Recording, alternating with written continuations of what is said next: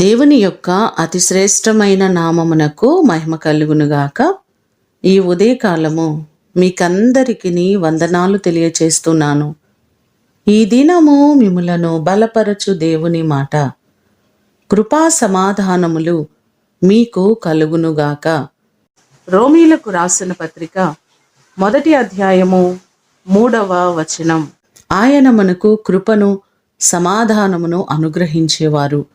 సంఖ్యాకాండము 6వ అధ్యాయము 26వ వచనంలో చూస్తే, యెహోవా నీ మీద తన సన్నిధి కాంతి ఉదయింపచేసి నీకు సమాధానము కలుగచేయును అనే మాటలు మనకు కనబడుతున్నాయి.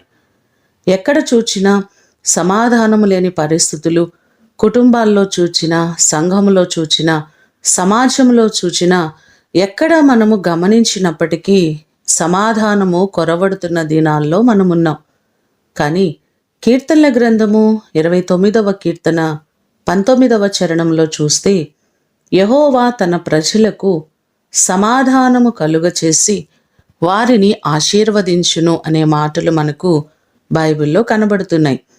ఆయన తప్పకుండా సమాధానమును అనుగ్రహించేవారు.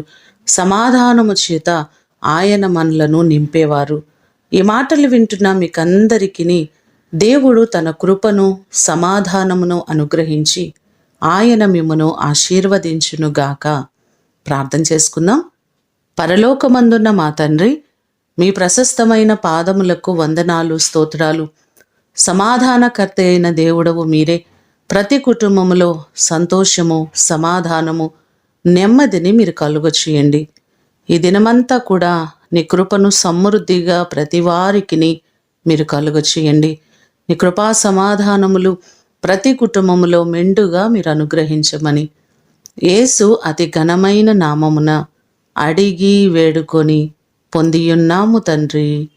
ఆమేన్. దేవుడు మిమ్ములను దీవించునుగాక.